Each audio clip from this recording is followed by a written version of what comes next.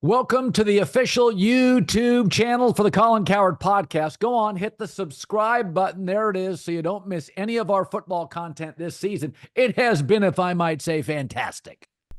And we have a bunch of games we can hit on.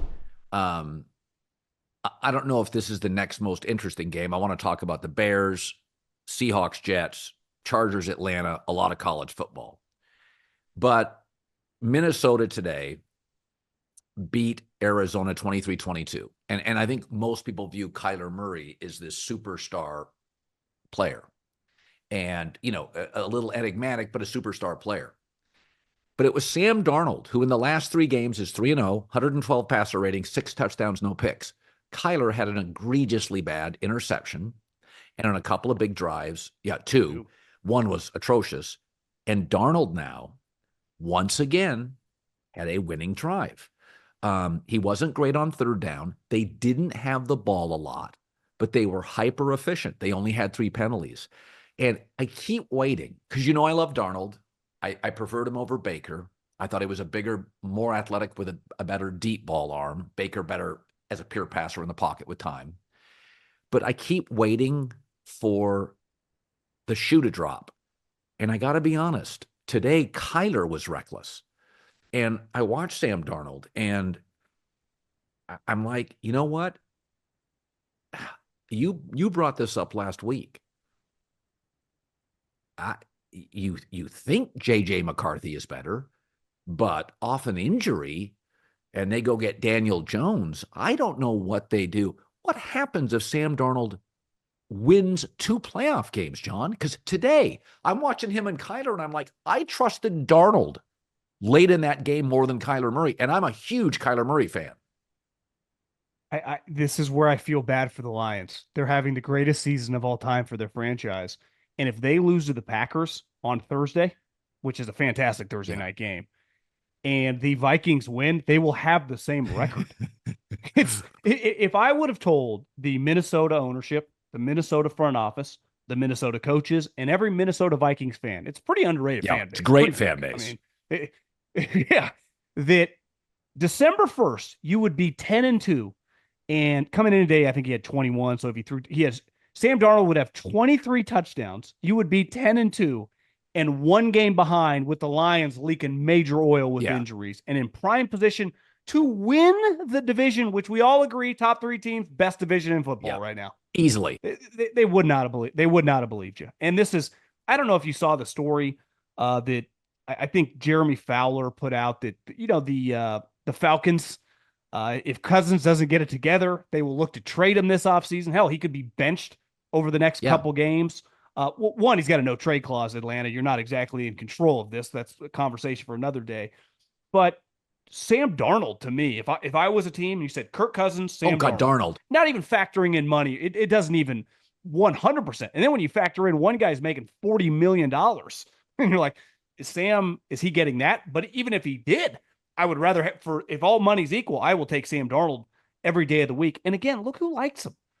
Kyle loved him. And they didn't want to lose him. They couldn't compete with a $10 million, what Minnesota gave him. And look what he's done. And I stand by it. Because today I was watching, halfway through that game, you went, God, Minnesota finally coming back to earth. I thought too. Listen, Arizona, by the way, if you go look at the yards, they dominated time of possession like 36.5 minutes to 23. Marvin Harrison, 7th touchdown. If you watched the game up until the end, you felt like, oh yeah, this is Arizona, who, by the way, schizophrenic. Totally. I mean, Seattle, they lay an egg, and then they go on the road to, and I'm like, oh crap, they're back. Yeah, and when he threw that touchdown to Marvin Harrison, you went, maybe this is just they lose 25-10 or something. And then I felt down the stretch. It wasn't even just that final drive. Sam Darnold was really good in the second half. And Minnesota's got really good coaching. I just don't see, with a guy who's now had multiple knee surgeries, who was a major project, clearly your team with your coaching staff is just built to win. This is the NFL. This is not the NBA where you're worried. Like the Spurs have been worried about 5 years from now for 5 years. It's like the NFL, you're just worried about week by week next season. No one's tanking. Carolina's playing their balls off every week. Everyone's trying. And now you're 10-2. Minnesota internally could be like, why couldn't we, if we were to win the division, what if we were to get the 1 seed? Why couldn't we win why couldn't we make it to the Super Bowl?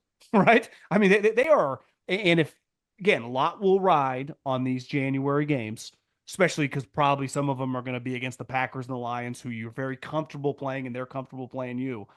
But this Sam Darnold thing, I'm not. If things keep going like they're going, I'm not just letting him walk out the door because I just drafted a guy. We see it all the time. You've been hammering this home.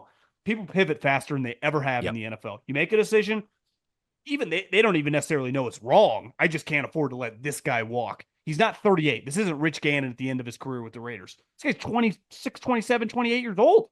I mean, a lot of guys play for 10 more seasons in the prime of their Right. career quarterback. Yeah, and Sam has I know him a little bit. First of all, very coachable. I think the year with Kyle Shanahan was huge. So his last two stops, he's gotten elite coaching. He's a very coachable guy. And, I think the other thing, there was a couple of plays late in the game. It may have been the last drive or the next to last drive. And Sam was rushed and the pocket got muddy really fast. And he squirreled around. And Sam was head up looking to make a throw. And I'm like, Sam, eat it, don't. And he didn't. And he went through a stretch this year in the middle. He had a couple of really bad picks. But again, he didn't early. Remember, we were surprised early. Ooh, new Sam. Then the game got a little fast, and I think he's trying to make plays. He's living up to the hype. And now he's come back down to earth. He had a really bad Jacksonville road game. They were 0 for 5 in the red zone. I don't know. I watched Minnesota. And also, we have to acknowledge this. You pointed this out. Let's say this again. I went to dinner with Steve Keim last night, who now runs the football for Clutch Sports. And he said, listen, you can say what you want about Brian Flores, but their personnel, they're overachieving. Like he's going to get a job. So this may be one of these lightning in a bottle where Darnold has the best season of his career. Brian Flores is there before he gets hired. Sometimes it happens. Like you get lightning in a bottle. This is not the Chiefs. It's not going to endure for 12 years or whatever.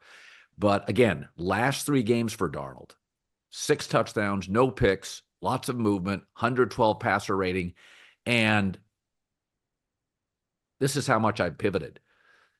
When he gets the ball late between the coaching, Sam and Justin Jefferson, I'm like, yeah, he's going to get him into field goal position. He's going to get. I think if we just put him in a category, and people are going to think I'm nuts, but his physical skills, and this is why people never in the league always believed in it and wanted to work with him. It's much closer to like the Mahomes and Josh Allen in terms of the way the ball comes off his hand. Now, he wasn't playing well. Matt Rule in Carolina, like I watched Matt Rule in Nebraska, can't win games. Maybe Matt Rule's just a little bit overrated of a coach, right? Adam Gase, I haven't heard that name in 5 years. I don't even think he works in football anymore. So like I see this guy with Kyle Shanahan and obviously with Kevin O'Connell, like his skills and his maturation as a player, not everyone just hits the ground running. Most players cannot overcome dysfunction. Peyton Manning's an all-time outlier. He could have carried any franchise and made them relevant. Tom Brady could not have at 22, 23, 24 years old. Sam Darnold clearly could not, and now he's good. Is he like a Hall of Famer? I'm not acting like we still a long way to go in his career, but he has been excellent this year. Like I'd have to really study the NFC quarterbacks, but Jared Goff, I'm sure, is a lock Pro Bowler, but he would have to be in the Pro Bowl mix for the 3 NFC guys. Absolutely no question.